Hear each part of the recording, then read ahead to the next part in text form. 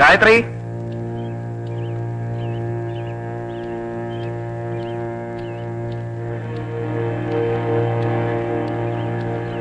ഗായത്രി.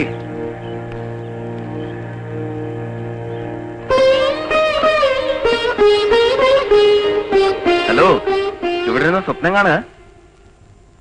ഇന്ന് തന്നെ പോണോ? എന്ത് ചോദ്യായി ചോദിക്കണേ?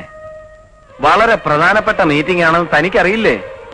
ഒന്നുമില്ല, ഇന്ന് വീട് വരെ ഒന്ന് പോയാലോ എന്ന് ആലോചിക്കുക. അച്ഛനെ ഒന്ന് കാണണം. നമുക്കൊന്ന് പോയാലോ? ഞാൻ വന്നിട്ട് പോയാ പോരെ? പോരാ. എന്താ ഇത്ര പ്രത്യേകത? പ്രത്യേകതയുണ്ട്. ആ കുഞ്ഞിപ്പെണ്ണ് വന്നിരുന്നു വിശേഷം അന്വേഷിക്കാൻ. അതുകൊണ്ട്? അല്ല, അവരിത്തിരി സന്തോഷിച്ചാ പോയിരിക്കണേ. എന്താ ഇപ്പൊ ഇത്ര സന്തോഷിക്കാൻ? വിശേഷം ഉള്ളോണ്ട് തന്നെ.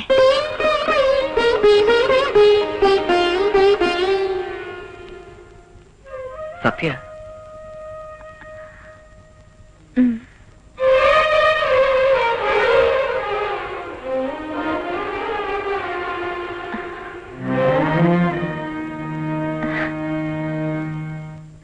അതെ, കുഞ്ഞാത്തോലിക്ക്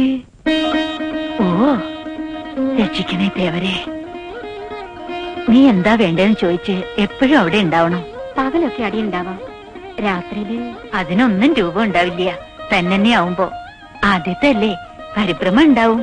കുഞ്ഞമ്പൂരി ഉണ്ടല്ലോ, പിന്നത്ര അടുത്തല്ലേ, ഇടയ്ക്ക് ഞാൻ പോയി അന്വേഷിക്കാം.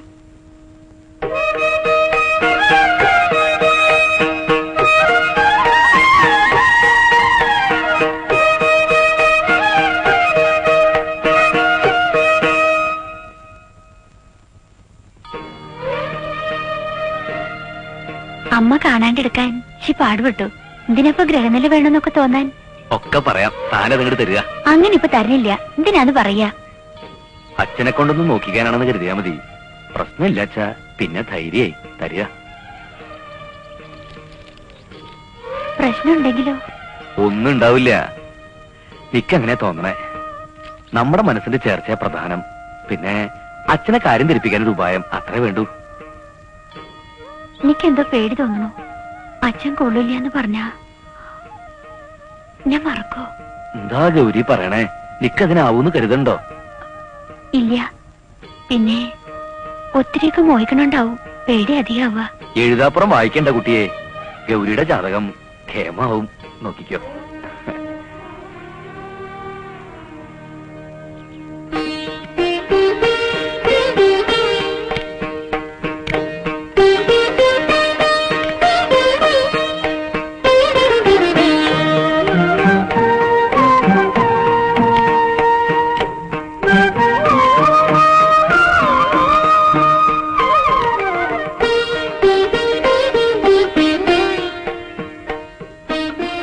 ഗ്രഹനിലയാ, ഇവിടെ നിന്ന് നോക്കിയാ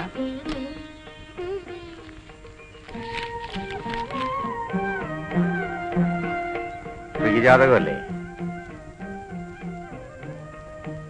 ഒറ്റയ്ക്കാവുമ്പോ ആളില്ലാലോ. ആരുടെയാ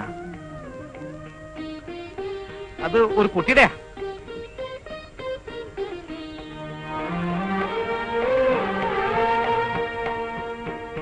ആരുടെ ആയാലും ഈ നോക്കാനൊന്നുമില്ല. ഒറ്റയ്ക്ക് വരിക, ജാതകത്തിന്റെ ഉടമസ്ഥ ഒട്ടിയില്ലേനും നിങ്ങളുടെ എടുത്തോളാ. ഇവിടുന്ന് ഇതൊന്നും നോക്കിയാ എന്നാ ഒരു സമാധാനം ഉണ്ടായിരുന്നു. നോക്കാനൊന്നുമില്ല.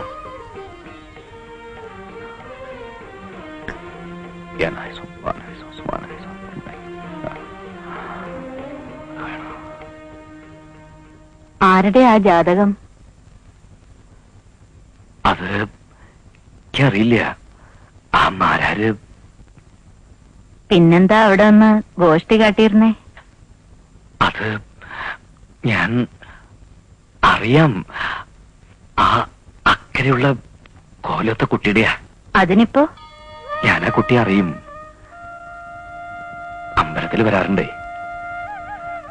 ഉത്സവത്തിന് നിർത്തണ്ടായി. എന്ത് ഭംഗിയാ. രണ്ടാളും ഇങ്ങനെ പുറപ്പെട്ട ഉണ്ണിയാണേച്ച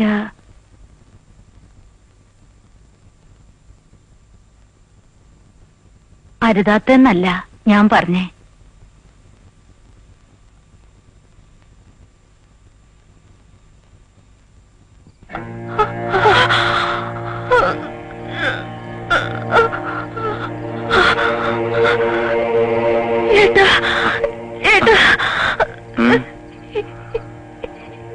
എന്താ നിശ്ചയില്ല, വല്ലാത്ത വേദന തോന്നണോ?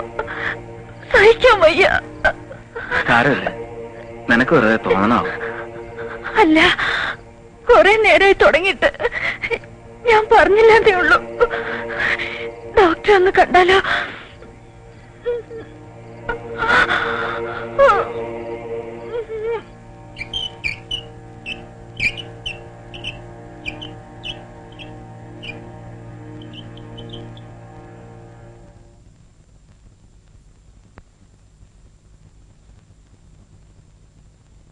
എങ്ങനെയുണ്ട് ഡോക്ടർ? പേടിക്കാനൊന്നുമില്ല, ഒരു അബോർഷൻ അത്രേ ഉള്ളൂ. പ്രത്യേകിച്ച് കാരണം വല്ലതും? ഇതിനിപ്പോ കാരണം വേണമെന്നൊന്നുമില്ല. ഇങ്ങനെയുള്ള കേസുകൾ ഇപ്പൊ വളരെ കോമൺ ആണ്. പേടിക്കണ്ട. അടുത്തതിൽ അല്പം കെയർഫുൾ ആയാൽ മതി. She's okay now. കുറച്ച് റെസ്റ്റ് എടുക്കട്ടെ. Thank you doctor. വെൽക്കം.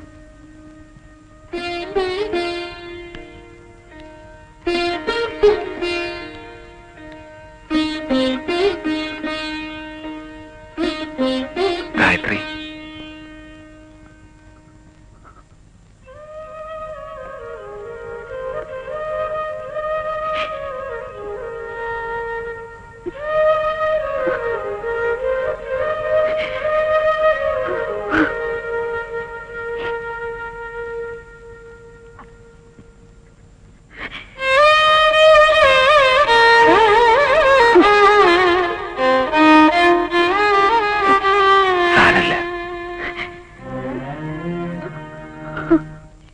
മാരാര് കൊണ്ടുവന്ന ആ ജാതകം അക്കരെയുള്ള കോലോത്ത കുട്ടിയുടെ അത്രേ.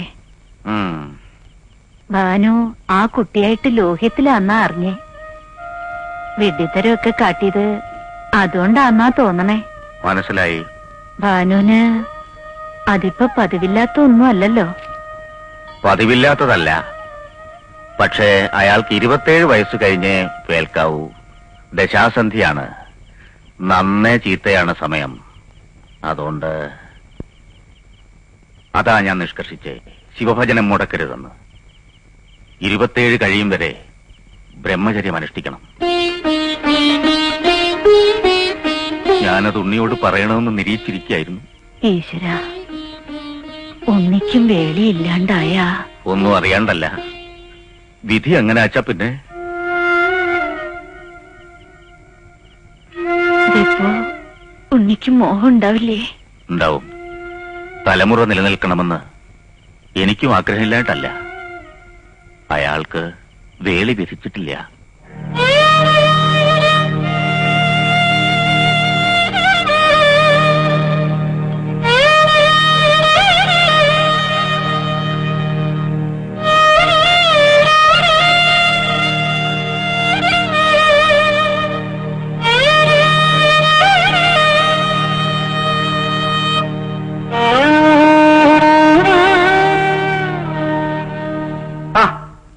എന്താടോ പതിവില്ലാതെ?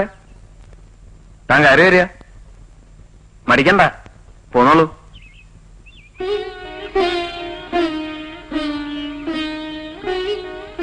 ഇരിക്കുക.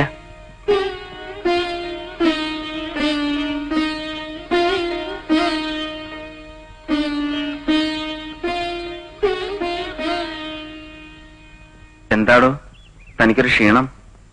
പനിയുണ്ട? പനിയൊന്നുമില്ല. പിന്നെന്താ? ഇരുന്നോളൂ. അച്ഛൻ ശകാരിച്ചോ? അച്ഛനാരും ശകാരിക്കാറില്ല. പിന്നെന്താ? ഞാൻ ആ കുട്ടിയുടെ കാര്യം അമ്മയോട് സൂചിപ്പിച്ചു, അമ്മ അച്ഛനോടും. പക്ഷേ ഞാൻ വിവാഹം കഴിക്കരുതെന്ന് അച്ഛൻ പറയണേ. ബ്രഹ്മചാരിയായി സന്യസിപ്പിക്കാനാ ഭാവം? അതല്ല, എന്തോ ചീത്ത കാലാത്രേ. അതുകൊണ്ട് അച്ഛൻ പറയണ ഞാൻ അറിയാണ്ട് കേട്ടതാ. ഇത്രയല്ലേ ഉള്ളൂ? തനിക്ക് ഇഷ്ടാച്ചാ ഈ വിവാഹം ഞാൻ നടത്തി തരാം. തന്റെ ഏട്ടനായിട്ട് ഞാൻ ഉണ്ടല്ലോ. ഇതിനാ ഇത്ര ദുഃഖിച്ചിരിക്കണേ? താൻ വിഷമിക്കണ്ട, ഏട്ടനേറ്റു. B a man.